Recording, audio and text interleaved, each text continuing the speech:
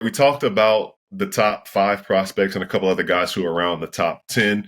Now, I guess it's time to kind of get into some more of the sleepers, guys who are flying under the radar, maybe more guys who won't be playing in the tournament. I don't know who stands out to you, but there are a lot of different guys who fit that bill in my eyes anyway. Yeah, I mean, this isn't necessarily a sleeper by any means because I think he could even work his way into being a lottery pick. But Danny Wolf out of Michigan is someone who I'm watching. Okay. I mean, I'm rocking the Terps hat right now, and they gave us a heartbreaking loss on Saturday. But, you see everything that kid could be at the NBA level. Like, yes, he's an upperclassman especially in a class that has so many 18, 19-year-olds unfinished products, like you just said. Like, there are some teams, some win now teams that are going to be drafting in that back end of the lottery that could use a prospect like Danny Wolf, who's a little bit more ready for the NBA right now. And he's a 7-footer who can handle the ball. Skilled. He's very, very skilled. He can shoot the outside shot and he shoots it with confidence. He uses his body to get downhill and get to the rim and finish around the rim. He's not a crazy athlete by any means, but still has soft shooting touch in and around the paint.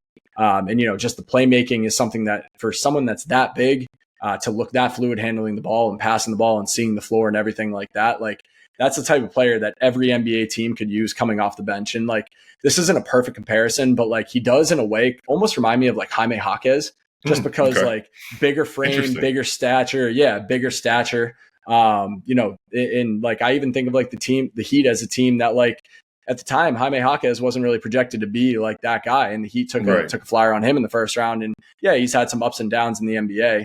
But he was extremely impactful for them right from the get-go. And I do think that there are some more teams that are kind of had down years that'll end up in the back end of the lottery this year, but are still looking to compete right away. And I think Danny Wolf is the type of player who, if he can have a nice little run in the NCAA tournament here, I think he's already proved with his body of work what he's capable of doing, but I don't see why he can't work his way into like the back end of the lottery or like, maybe the early 20s in the first round. Yeah, in my mock, again, spoiler alert if you haven't read it yet, but I mocked him to Indiana. I think that this is a draft that, as deep as it is, the bigs, it's kind of slim pickings. And I think about a team like Indiana, a team like Minnesota, who is kind of trying to do 2 timelines with uncertain futures of Miles Turner and Rudy Gobert.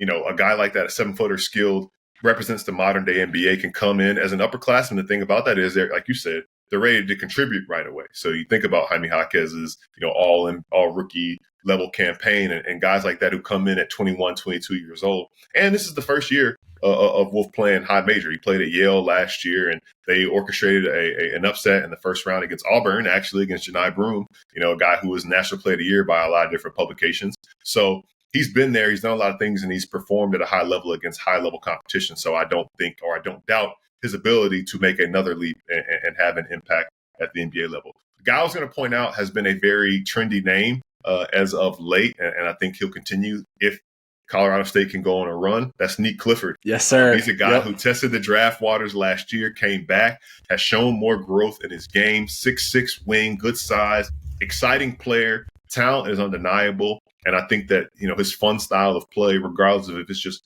one game in the tournament or he helps the Rams go on a run, I think that he will help himself in the draft as far as a guy who probably in that 20 or 30 range just because of his age, but still a guy because of his age, because he's a 5th-year guy, will be able to come in and impact a team right away.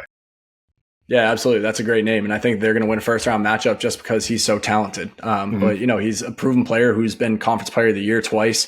He shoots it well from the outside. He's a big physical frame, like you said. Like that, again, a type of player kind of similar, like not similar to Danny Wolf in terms of like really anything else aside from the fact that they are both like basically what I'm trying to say is the same sentiment. The team that is trying to draft a player like Danny Wolf would also be looking to draft a player like Nick Clifford. Yeah. And, I can't remember off the top of my head who they're playing in the first round, but I did have them pick the first round dub. Is it Memphis? Okay, yeah. And then they would end up playing Maryland in the second round as long as Maryland handles business against Grand Canyon. But Nick Clifford's a player who is starting to bubble up in draft circles. He's starting to work his way up draft boards. He was a player who I had a second round grade on last year, and then he decided to go back to school. But he went back to school and seemed to improve in basically every facet of his game. And now he's the type of player who, again, the back end of the first round, maybe early second round, depending on how this NCAA tournament goes, he's someone that a lot of teams are going to have on their draft board because he's so plug and play and because he can do so many different things and fit in on so many different teams. Yeah, I think the big thing about guys like him, and I think we're seeing it more, right? We saw Dalton Connect have an interesting journey to get where he was and end up being an impactful rookie with the Lakers this year. We're seeing it now. You know, he's in later stage of his career, but Derek White being a later first round pick who had an interesting college journey. And I'm not just saying that because Nick Clifford actually started his career at Colorado and Derek White finished his career at Colorado. But one thing I noticed when looking at the numbers, Nick Clifford didn't shoot the ball that much or that well his first 3 years at Colorado and has just a much improved shooter at Colorado State. And that's kind of why I think about this tournament being an opportunity for him to really show improve and kind of solidify himself, because I'm sure that people questioning him doing it against competition that's not in the Mountain West. And, you know, I have my qualms with the Mountain West and the respect that it gets, but it is what it is. We won't get into that today. But I do think an opportunity to do that against Memphis and potentially during a tournament run would really kind of ease some of the concerns about the competition that he's playing on a night-to-night basis, and I think solidify himself as being that type of guy.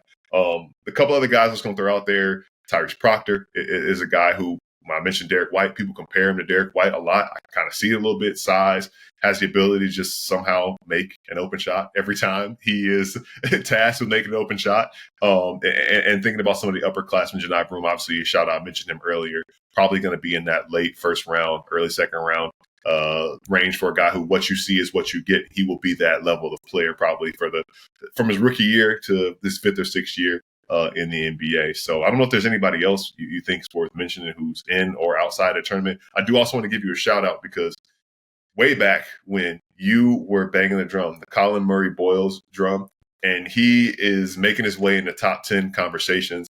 South Carolina was really good outside the conference. They stunk in the SEC. They're not in the NCAA tournament, but Colin Murray-boyles is a name who you should get familiar with because he's going to be mentioned with a lot of lottery teams this year. Yeah, I had him on a sleepers list last year. And yeah. I mean, he's just an incredible defender. Like, he was someone that just looked like the part of an NBA player, but like the numbers didn't necessarily back it up. But when you watch his film, it was like, oh, this is a kid who can defend multiple positions. You could tell he was growing a little bit offensively. And it was like, it was a great decision to go back to school. I think that, like, you know, his name really started to bubble up around the draft last year. And I think he could have been like an early second round pick, maybe a late first round pick if he did declare. But going back to school was a great decision on his part. And you know, now, like you said, he's looking like a certified lottery pick. I'd be remiss if I didn't have an opportunity to talk about my boy Derek Queen. I didn't have a chance to shoehorn that in at any point yet. But if you haven't watched Derek Queen yet, I mean, he is like, it's worth tuning into a Maryland game, man. He's the best prospect. I've watched a lot of bad Maryland prospects over the years, but he is one that has certainly lived up to the hype, and he is, you know, just everything that you're looking for in the point forward type. Like, he can handle the ball. He's grabbing and going. Grabbing a defensive rebound, pushing the ball up the floor, getting downhill. He's got a smooth spin move, great footwork, incredible hands. You know, he has a decent shooting touch. He's not necessarily stepping out to the 3-point line. He knocked down a couple in the Big Ten tournament, but he's not necessarily like fully comfortable stepping out to the 3-point line yet. But the touch that he has from even like long mid-range tells me that eventually when he has to start knocking down threes at the NBA level, he will be able to do that. You know, I've said it to Gil. He and I have been talking during Maryland games and stuff before. Like, he's going to be a top 10 pick. I really think that if he were to go back to school, he would be able to put on a little bit more weight and muscle, kind of shore up some of these concerns that people have on the defensive end. And, you know, I think that he would develop into a more polished product on the offensive end where he would be undoubtedly a top. I mean, AJ Diabonte is coming in next year. I know Darren Peterson's really good too. It's a talented class coming in next year, the Boozer twins and everything like that. But like, I feel pretty confident that if Derek Queen went back to school, he'd be one of the best players in the country and be a top 5 pick next year.